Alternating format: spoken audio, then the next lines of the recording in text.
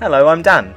And I'm Jay. And in this video, we're going to outline 5 great things about Ambassador Cruise Line, and more specifically, their first ship, Ambience.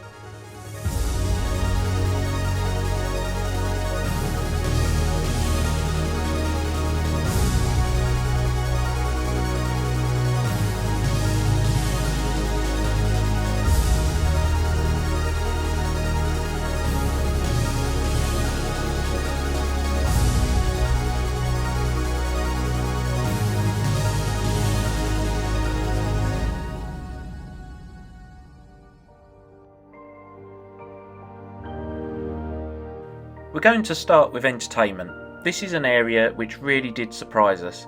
In our experience, sometimes the entertainment on smaller cruise lines does fall behind larger and more established cruise brands, and the main reason for this is the fact that they will undoubtedly have a much smaller budget for entertainment, especially when we're talking about a cruise line like Ambassador, which does fall into the budget cruise line category. However, those initial industry expectations were wrong. The entertainment for what we saw was superb. With the size of the Palladium Theatre on board Ambience, they don't have the props and special effects that the likes of Royal Caribbean and P&O have, but they weren't missed because the dancing and vocals were on point, and to be honest with you, faultless. We also really liked the Palladium Theatre as a venue. The seats were really comfortable and we really liked the layout, as both decks of this theatre wrap around the stage, which extends out into the centre of this venue. The layout gives the audience great views of the stage from wherever you are sat.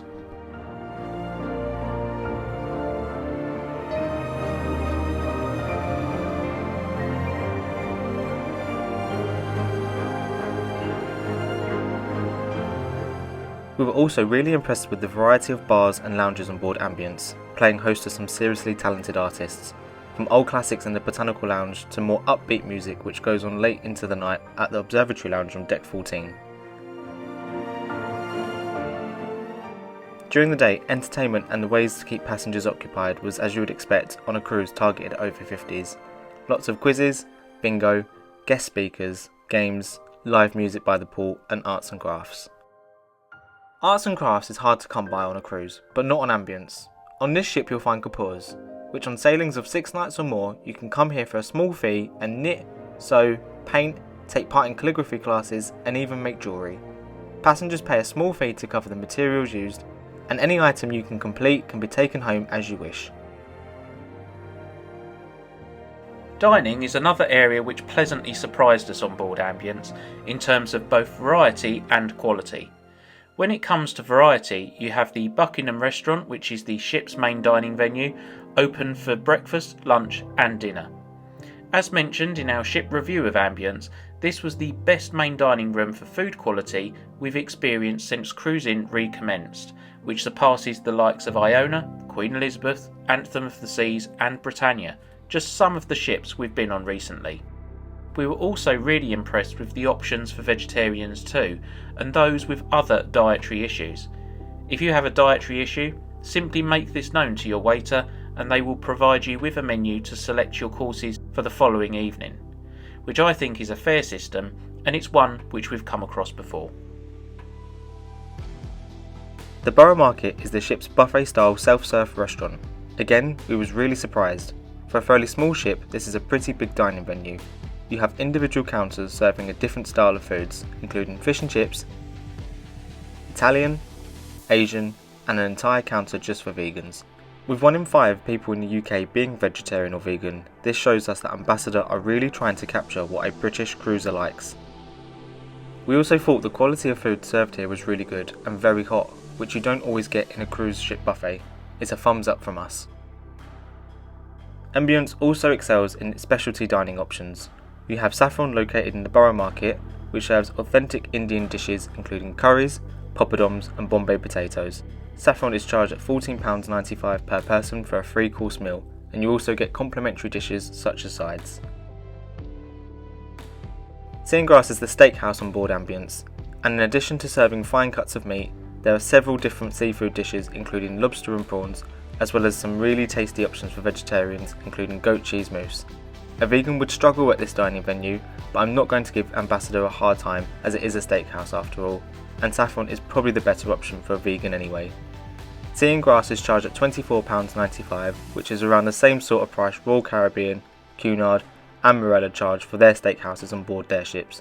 There's also an option to add wine pairings for an additional charge.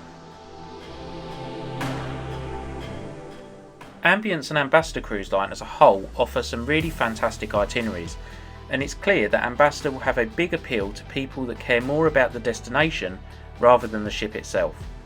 Ambassador have already announced some really unusual destinations that Ambience will sail to throughout the next couple of years, and there's no denying that they're really impressive, including Greenland and Iceland, the Baltic, Norway, Canada, the Canary Islands and the sun-drenched islands of the Caribbean.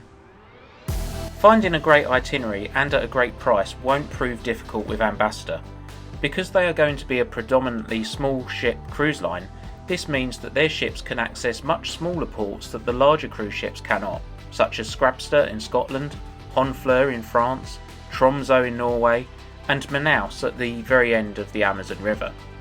Another great element is the fact that their sailings offer great value for money when compared to similar itineraries with their competitors, when you book an inside or an outside cabin at least. The balcony cabins are a little bit too expensive in my opinion, but that's standard for a smaller ship where the cruise line have less balcony cabins to sell. When it comes to balcony cabins, it's up to the individual to judge whether they'd be happy to pay above board for the cabins Ambassador offer. Check out our individual cabin tours on our channel to decide which cabin is best for you. So, if you haven't looked at an Ambassador cruise itinerary yet, I recommend you do.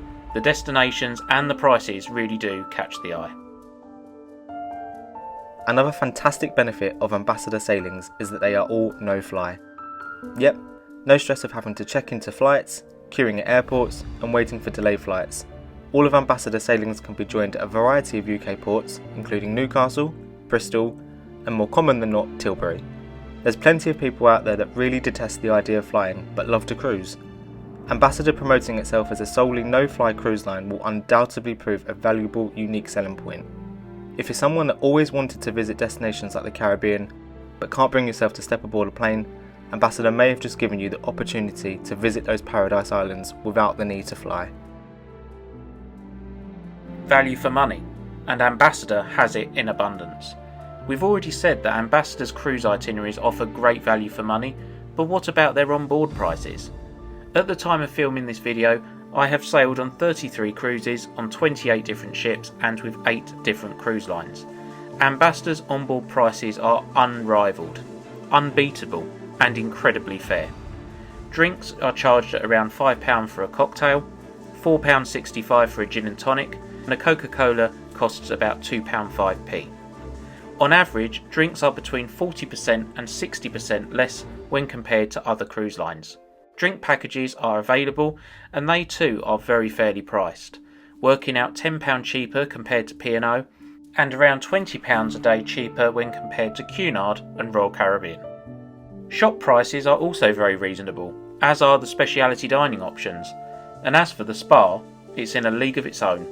Spa treatments on a cruise are usually exorbitant, but on Ambassador they are around what you'd pay at a day spa back home. The best deal we saw on spa treatments was 3 individual 20-minute treatments totaling 60 minutes of treatment time for just £64. On average, this is between 47% and 60% less than what you'd pay on much larger cruise lines. Ambassador are incredibly fair, you can't argue with that. Those were our 5 great things about Ambience and Ambassador as a cruise line. Another great point about Ambience is that she offers a generous guest space ratio compared to many other cruise ships, measuring 50.2, which is around the same as what passengers get on premium lines such as Oceania and Viking and Cunard's Queen Mary 2. Ambience does have some flaws, but she also has a lot to offer if you're looking for a great itinerary on a budget. If you'd like to see more of her and get an idea of things which we weren't so satisfied with, check out our Ambience playlist on our channel or click the banner in the top right hand corner now. Thanks for watching!